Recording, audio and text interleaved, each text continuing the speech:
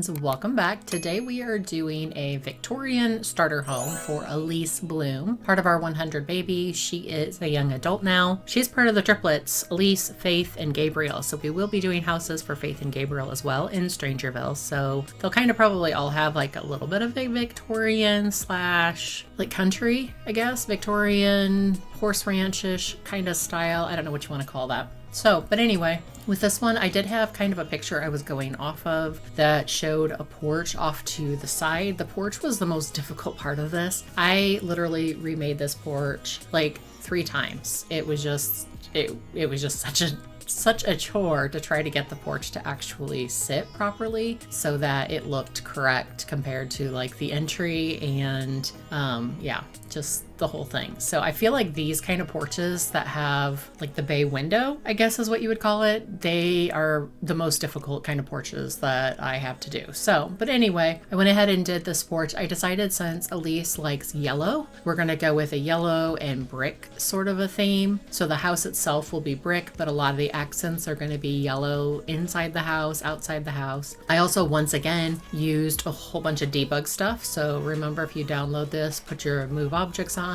your hidden objects on, and your, I can never remember the other one. I don't know why. So, but anyway, just make sure you put all of those on. I'll remember it. Live edit objects. That's the third one. So yeah, hidden objects, live edit objects, and move objects. Make sure you put all of those on. That way you can download this and not have any issues, because we did use move objects and we did use some debug stuff. So you want to make sure the debug stuff shows up when you download it. But yeah, so all of the landscape is free. I did not pay for any of it, with the exception of we got that tub that's with the Strangerville pack. So yeah, I did actually get that one. But outside of that, nothing else cost any money. And I remade this house 3 separate times. So I actually posted it a couple of times. So, but the one that's up there now is this one. This is my 3rd and final try at this particular house, because the first one I just did too big. I liked it a lot, but I was not able to fill it up because I just didn't have enough in the budget for the starter.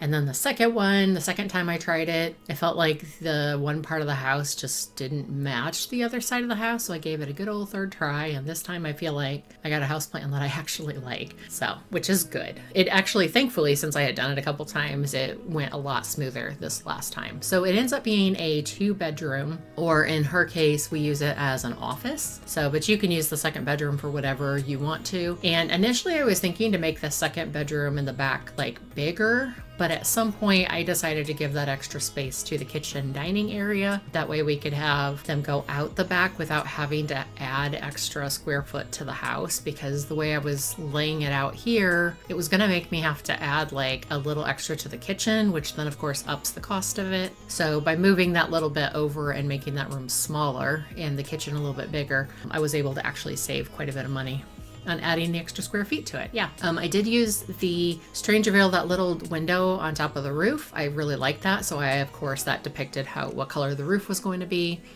So I went ahead and did the roof in that black. It's base game. So this should be all base game in Strangerville. There should not be anything else. So as long as you have base game in Strangerville, you should be able to have everything that's in this house. So hopefully that works for you. And I did decide to go with like the lighter wood floors. To me, on the outside at least, they really looked good with the yellow. Then I just carried it through to the inside. That's normally what I do, just carry it through. And I had thought that maybe I wanted to do tile like in the kitchen, but then I decided just to do wood since it was like an open space.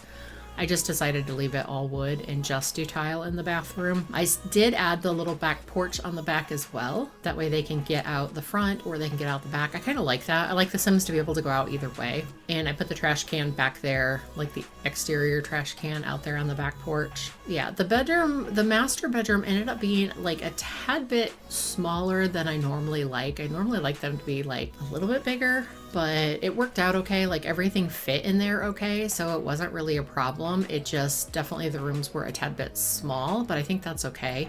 And there's definitely room to grow. So literally you could just expand this house backwards and have a bigger bedroom, bigger you know, like kitchen area, and maybe even be able to have like a normal dining room table if you made that main room a little bit bigger. But I just figure this is a really good size for a starter, and we just really, with a starter, as long as you've got the main bedroom, like a second bedroom is a bonus, but it's not really required or necessary. But it's nice for like if they're gonna have a family.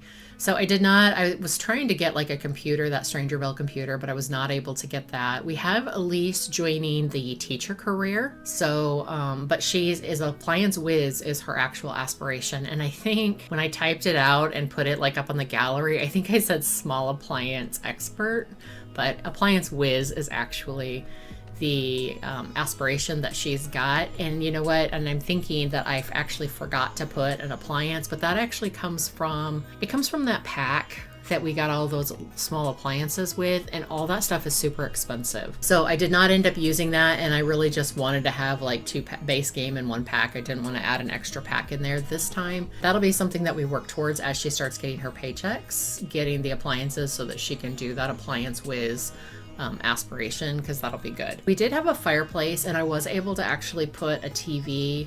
It's the basic beginner TV that I was able to afford for this, but that was good. And then we did have to do a few posters just because budget kind of ran out a little bit as we were trying to do pictures and stuff, but I felt like we got at least a few pictures. And then I was able to find some lights that were actually part of the debug that didn't cost me anything, which was awesome. So some of those exterior lights didn't cost anything, but I did actually get her like a little gardening space. Not that that's part of her aspiration or anything, but I just thought that would be something good that she could do. In Strangerville, it would have been nice to be able to put a pool, because I know it gets like really hot over here. So a pool would be nice, but we did not put a pool in this one, unfortunately. Maybe that's something, again, in the future as she gets more money, maybe we'll be able to add a pool to that. But then her sister, Faith, actually lives right across the street. So they're going to live right across the street from each other, which I thought was good. This is actually the house that was occupied in Strangerville by, I can't think what their names are, but it was like one of the families that the mom is actually infected by the virus that's going around. And then there's a daughter and a husband. So I did evict them so that we could have the lot and go ahead and use this lot. So they're not in this one anymore. And I kind of started playing around, you guys, you'll have to let me know what you think, but I kind of started playing around with the idea of, I actually created